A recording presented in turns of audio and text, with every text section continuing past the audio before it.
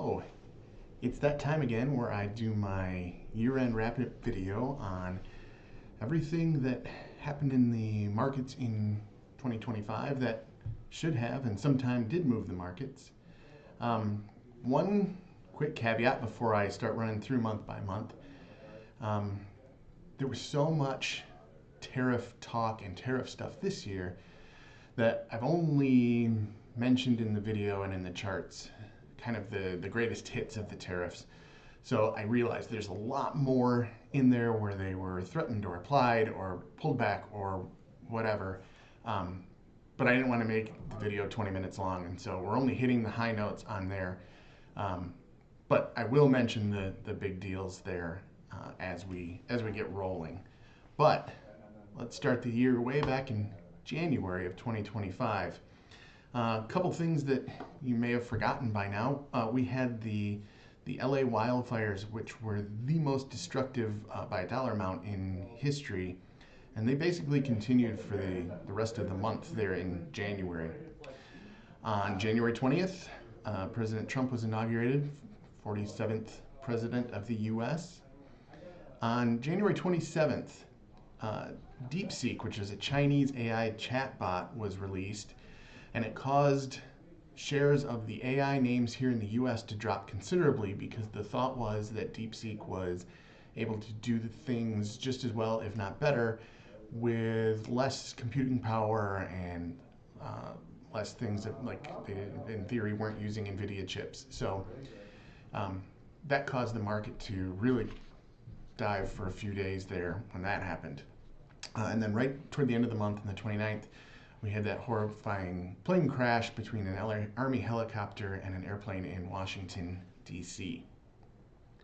Moving on to February. On February 1st, there was an executive order signed imposing 25% tariffs on goods from Mexico and Canada, as well as 10% from China, which led a couple days later to Chinese retaliatory tariffs in response to ours. On February 17, there was a Delta flight into Toronto Pearson Airport that crashed and flipped on landing. You might remember videos of people recording as they were leaving an upside-down airplane. On the 25th, JOANN Stores filed for bankruptcy again, and this time they began liquidation instead of reorganization. And on the very last day of February, we had a meeting in the White House with Ukrainian President Vladimir Zelensky that turned really contentious. You probably remember it.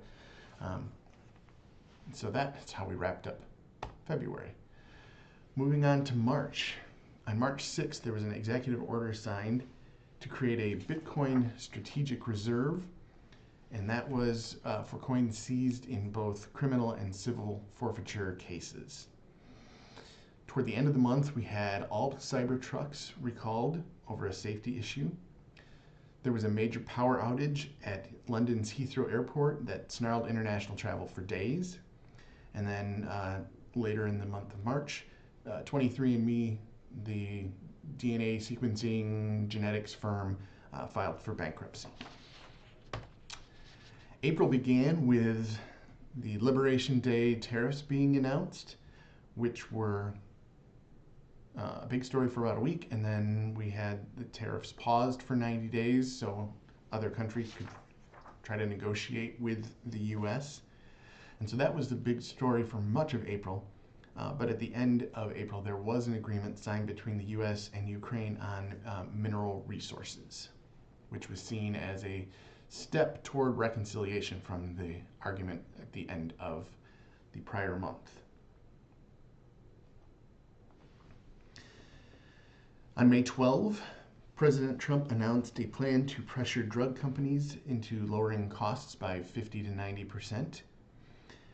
And later that week, Charter Communications and Cox Communications announced a $34.5 billion merger. Moving into June, June 16, furniture retailer At Home filed for bankruptcy.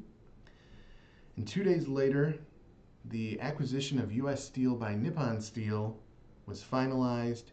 That deal had been in the works for several years through multiple presidencies, A unique aspect of this deal, and the reason it was allowed to go through, is the deal gives the U.S. government the ability to veto corporate actions as needed, a so-called golden share. In July, early July, July 4th to be exact, the One Big Beautiful Bill Act was signed into law, and that's now among other things, the tax law of the land in the U.S. And then in the mid to late part of the month, all of those 90-day pauses on tariffs, the frameworks started to come into focus. And so there were lots of frameworks announced, but especially the big ones were with Japan and the European Union. In August 1st, we had the July jobs report, and it was the largest reported job losses that we've seen since COVID. So you can see the picture there, the guy leaving his office. On August 22nd, the U.S.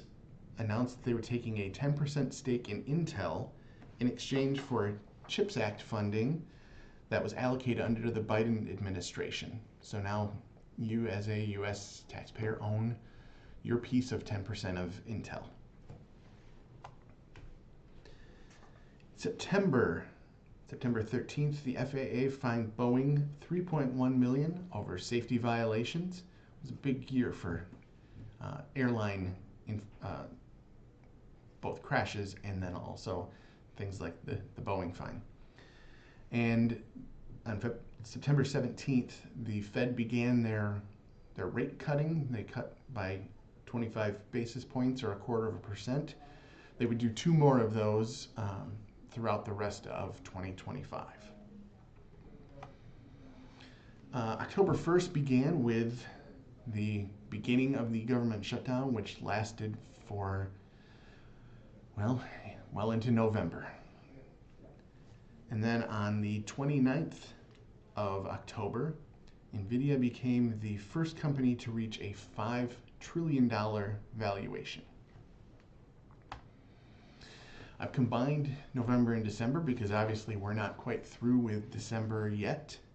All of the chart here was up through the end of business on December 18th. So on November 4th, a UPS cargo plane crashed following takeoff in Louisville that killed 14. On November 12th, the longest government shutdown in U.S. history ended after 43 days.